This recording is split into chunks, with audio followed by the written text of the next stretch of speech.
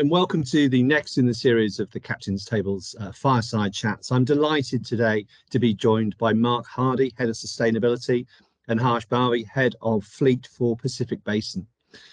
For those of you that don't know Pacific Basin, I suspect many do, Pacific Basin are one of the world's leading handy-size and super max dry bulk ships, with around 150 owned vessels and a further 140 thereabouts chartered vessels. So, gentlemen, thank you very much for giving up some time for this conversation today, and lovely to see you again. Look, let's start really, if we can, with quite a big question. What do you see are the biggest challenges that the maritime sector are facing at the moment? Maybe Mark, start with you. Yeah, Chris, thanks a lot. Well, it's got to be decarbonisation. That's the big one. We're all grappling with that. We've prepared for EEXI. We're preparing to meet carbon intensity indicator rules. Those are going to tighten over time, and are going to be a real challenge for less efficient, conventionally fueled ships, and in fact for any ship that's engaged in let's call it AER, inefficient trades. We're all also considering how we're going to transition to a zero emission shipping. What fuel and propulsion system are we going to pursue? When are we going to commit to zero emission vessels? And how are we going to secure access to the fuels of the future, especially when there's just no visibility on availability 5, 10, 15 years out? Gosh. Yeah, another issue that's facing us is actually shortage of workforce and skill shortages. All these, as an industry, we are facing a lot of challenges, and we need to be able to educate and prepare our crew on board for those challenges. And I do believe that there is not enough being done in that space at the moment. So I believe that that is something that we could, that is a very important topic going forward. Related to workforce is, of course, staff engagement and well-being as well, especially on ships. This was really tested during COVID. There has to be a greater focus going forwards on this matter as well. And I just one slight question on the people side, if I may. Generally, are you seeing, because I've heard this from other quarters, are you seeing a challenge in attracting people to sea? Is the number of people wanting to come onto vessels now dropping, do you think? Yes, certainly, particularly post-COVID, or because of the COVID crisis, you're seeing that a lot of people are being driven away. And to be honest, economies worldwide are progressing outside of the maritime space, which is giving better opportunities ashore as well. So we are competing, we are at a slight disadvantage there. Yeah. Okay. Thank you. Yeah, as I say, I've heard that from a couple of other people in the conversations, and it's an interesting challenge that I think has been made worse because of the challenges of crew movements during the pandemic and locked ports, etc. Hopefully those days are now we're moving away, but we see spikes all the time. So yeah, thank you, gents. Look, moving on. Obviously, we're talking about the captain's table here. I'd be really interested to understand what attracted you, and thank you very much again for your ongoing support, but what attracted you to support the Captain's Table competition? I'd say the Captain's Table's mission is to accelerate much needed innovation in our industry, and that really resonates with us. It's a great initiative to challenge innovators to develop solutions to our industry's problems.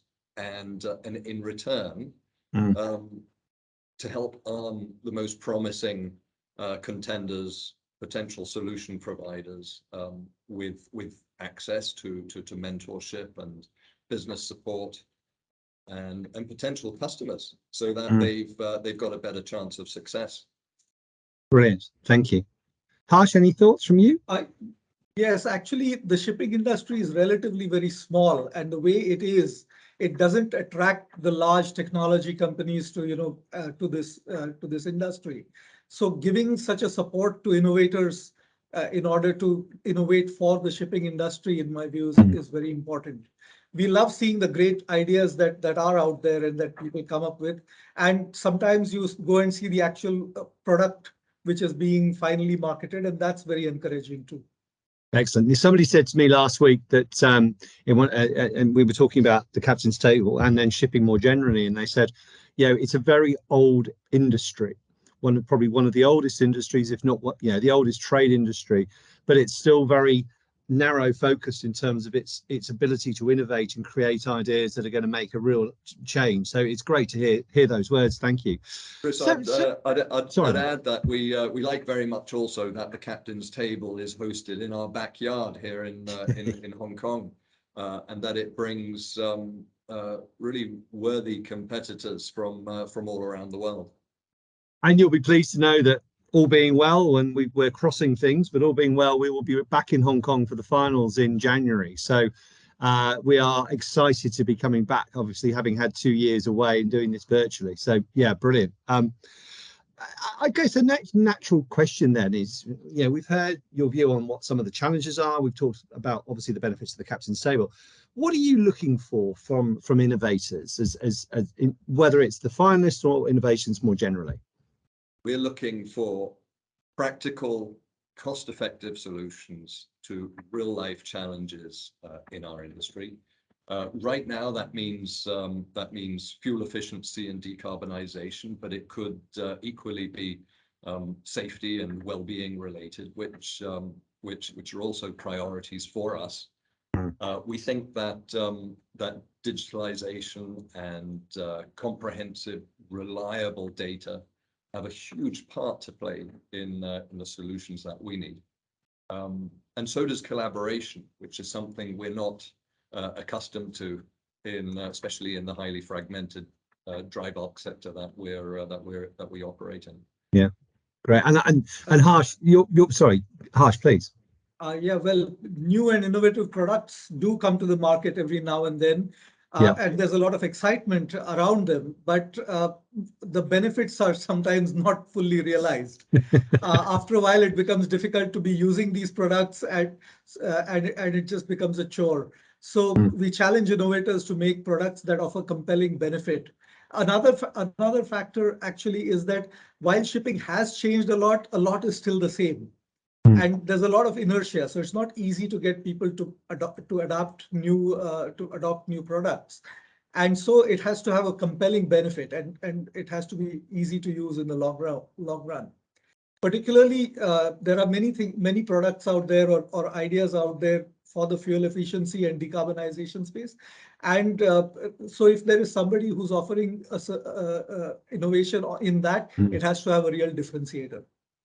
Yeah, and I think your point, and I've heard this from a few people actually, which is it's great to have the idea, but we want to see something that's tangible, that's sort of evidential, that says, and this is the benefit it makes and brings to X, Y, and Z, rather than just saying, here's an idea. Very good. I've got one final question for you. I'm very conscious of time, but one final question for you, if I may.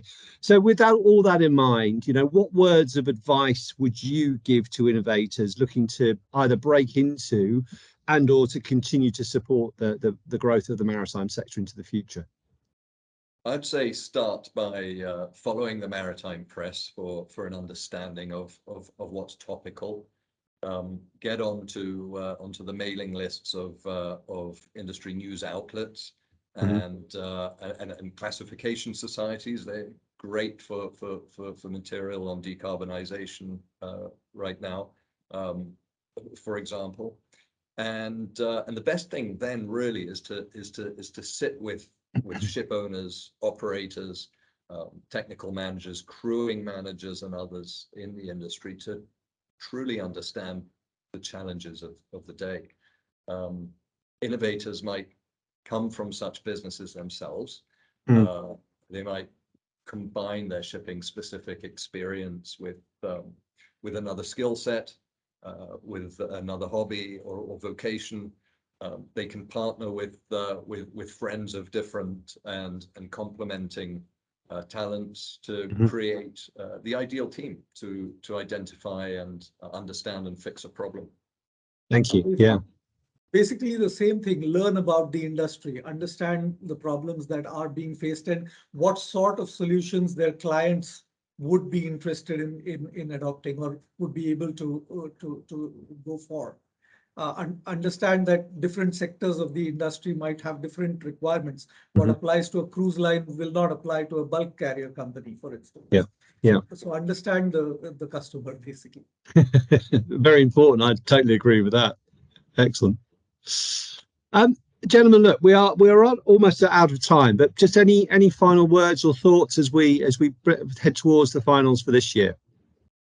Chris, we'd like to thank the team at YPSN for the fabulous job that they do of running the Captain's Table competition. It'll be great to see it back again this year after a COVID hiatus. And thanks also to the partners and supporters, because without them we wouldn't have this excellent initiative.